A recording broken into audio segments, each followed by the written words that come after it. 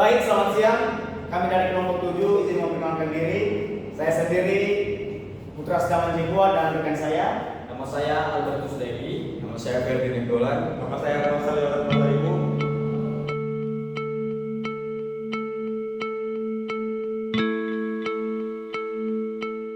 Pertama-tama saya akan menjelaskan tentang bagaimana proyek kami dalam melakukan perancangan database dari sistem pemesanan tiket pesawat secara real time.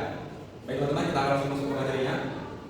Di sini akan saya membahas tentang arsitektur yang kita secara dalam pada database pemesanan pesawat ini, yang terdiri dari ada data master, data penerbangan, 3 data terkenal yang dalamnya ada pemesanan, data penumpang, data pembayaran, 3 pencatatan seluruh aktivitas real time dan siklus transaksi dari tiket. Selanjutnya ada manajemen pengakses dan pengguna.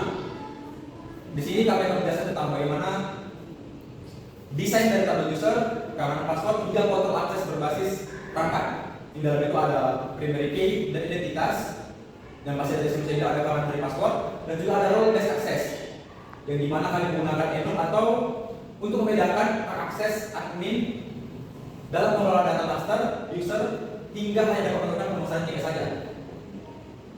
Selanjutnya ada struktur dalam penerbangan. Dalam kesempatan kali ini saya akan tentang tabel bandara, maskapai, dan penerbangan sebagai fondasi data master sistem pemesanan. Yang pertama itu ada bandara dan maskapai.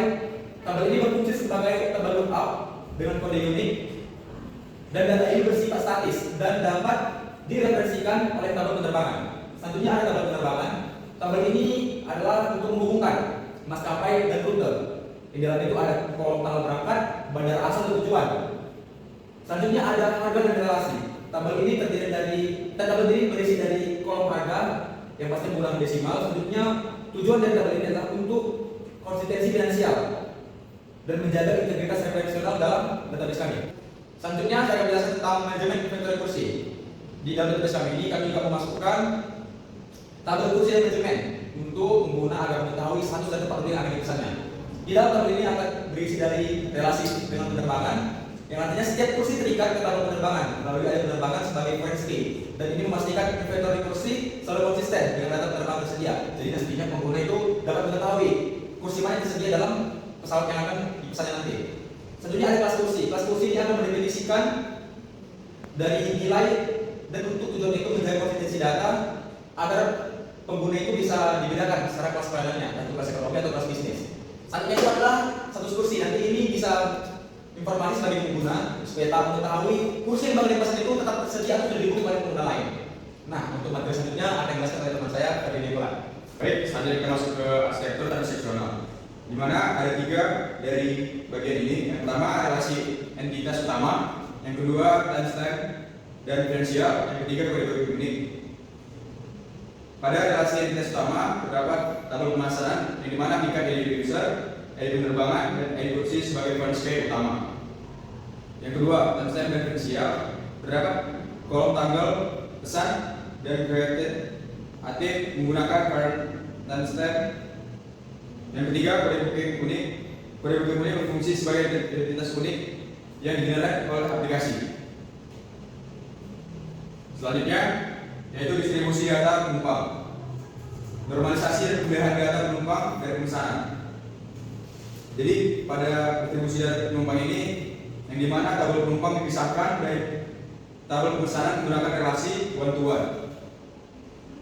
Pendekatan normalisasi ini mencegah redundansi data pengguna, memastikan integritas referensial via forensic dari pemesanan, dan mendukung skenario di mana satu akun user dapat memesan tiket atas nama penumpang yang berbeda. Selanjutnya kita masuk ke sistem penyelesaian transaksi. Terdapat 3 dari sistem penyelesaian transaksi. Yang pertama, struktur tabel pembayaran. Yang kedua, status pembayaran. Yang ketiga, integrasi payment gateway. Terdapat tabel pembayaran berdiri sendiri dengan foreign key dari pemesanan. Dan pada status pembayaran, status menggunakan enum, pending, lunas, dan gagal. Yang ketiga, integrasi payment gateway. Terdapat kolom metode pembayaran yang dirancang fleksibel untuk mendukung integrasi payment gateway. Selanjutnya, konstruk integritas referensial. Foreign key pada tabel pemesanan mengikat ID user, ID penerbangan, dan ID kursi. Menjelaskan struktur database kami. Di sini ada beberapa tabel yang kami gunakan, yaitu ada 8 tabel utama. Yang pertama yaitu tabel user, tabel pemesanan, tabel pembayaran, tabel bandara, tabel penerbangan, tabel kursi, tabel penumpang, dan tabel maskapai. Jadi di sini yang pertama yang saya jelaskan di sini yaitu tabel pemesanan. Tabel pemesanan ada beberapa atribut seperti end user, nama, email, password, dan lain-lainnya. Ini berfungsi untuk menyimpan informasi dari user atau informasi dari pengguna. Nah, selanjutnya yaitu tabel maskapai. Di tabel maskapai ini berfungsi sebagai informasi perusahaan penerbangan yang akan menyediakan penerbangan. Jadi ini tabel ini berguna untuk menyediakan informasi yang akan mempermudah user untuk mengetahui informasi penerbangan. Dan selanjutnya yaitu tabel bandara. Tabel bandara ini yaitu menyiapkan lokasi keberangkatan dan tujuan penerbangan. Dan setelah itu tabel penerbangan.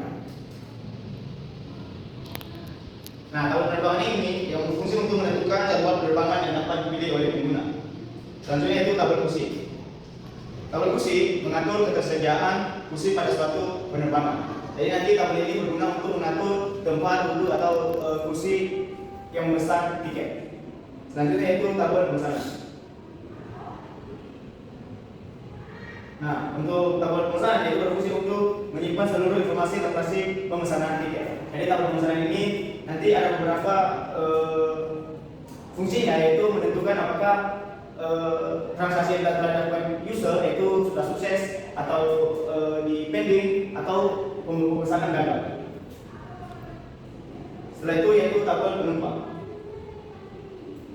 Nah, tabel penumpang ini yaitu menyimpan identitas penumpang yang terhubung dengan pemesanan.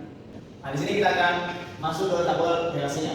Jadi satu user bisa memesan banyak pemesanan. Jadi relasinya di sini yaitu satu itu many antara tabel user dengan tabel pemesanan. Selanjutnya yaitu tabel penerbangan dengan tabel pemesanan. Jadi satu tabel penerbangan bisa memesan banyak. Jadi di sini relasinya yaitu satu itu many. Nah, setelah itu yaitu tabel kursi ke tabel pemesanan. Jadi tabel kursi ke tabel pemesanan relasinya yaitu satu itu many. Nah, selanjutnya yaitu tabel pemesanan ke tabel penumpang. Jadi satu penumpang atau satu akun bisa memesan banyak tiket. Selanjutnya yaitu pemesanan ke tabel pembayaran. Jadi ini hanya money to one to one atau satu to satu. Jadi satu pemesanan hanya bisa membayar satu tiket. Selanjutnya yaitu maskapai ke penerbangan. Maskapai ke penerbangan. Jadi ini relasinya yaitu satu to many, di mana satu maskapai bisa memiliki banyak penerbangan. Dan selanjutnya yaitu tabel bandara ke tabel penerbangan. Jadi ini juga satu to many, di mana satu bandara memiliki banyak penerbangan. Dan selanjutnya yaitu penerbangan ke tabel kursi. Jadi satu penerbangan bisa memiliki banyak kursi. Jadi sekian dari relasi dan penjelasan dari tabel database kami. Untuk menjelaskan UI UX-nya, saya serahkan kepada Aceh saya. Dan di sini saya akan menjelaskan di bagian user interface-nya, di mana ini tampilan untuk halaman kliennya dan tampilan untuk bagian adminnya ini. Nah, sekarang saya akan menjelaskan di bagian tampilan klien. Nah, di bagian tampilan klien, kami menampilkan logo project kami, baru ada di bagian menu navigasinya ada untuk beranda, tiket, promo, check-in, dan bantuan. Terus kami menampilkan juga slogan dari proyek kami serta menampilkan juga visual dari proyek kami. Selanjutnya di sini kami menampilkan yaitu form pencarian tiket, yang dimana di bagian ini bisa memilih jenis perjalanan, pulang pergi, sekali jalan, dan di kota. Baru bagian ini kami menampilkan bagian form pencarian tiket, yang dimana bisa memilih jenis perjalanan pulang pergi, sekali jalan, dan di kota. Nah, untuk inputannya itu bisa mengisi kota asal dan tujuan, baru memilih tanggal keberangkatan, menentukan jumlah penumpang, sama menekan tombol cari penerbangan. Terus di sini kan juga menampilkan statistik layanan, yaitu menampilkan jumlah rute, maskapai partner, pelanggan, dan layanan hubungan.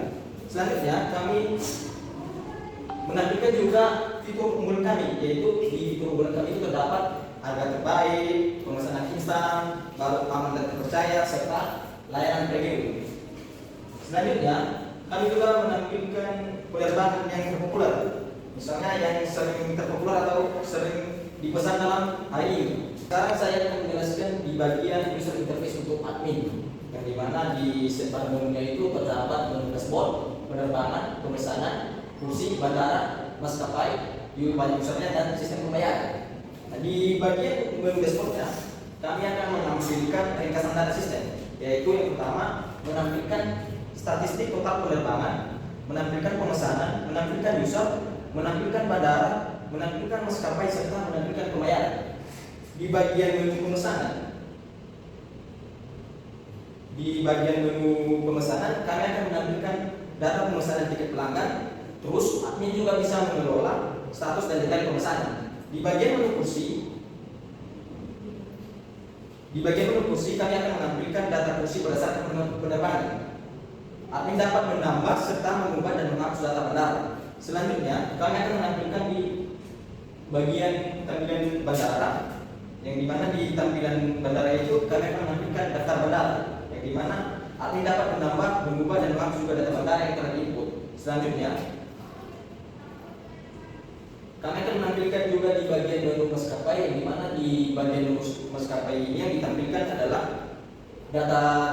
data pengguna sistem, yang dimana admin dapat mengelola akun pengguna dan akses royal.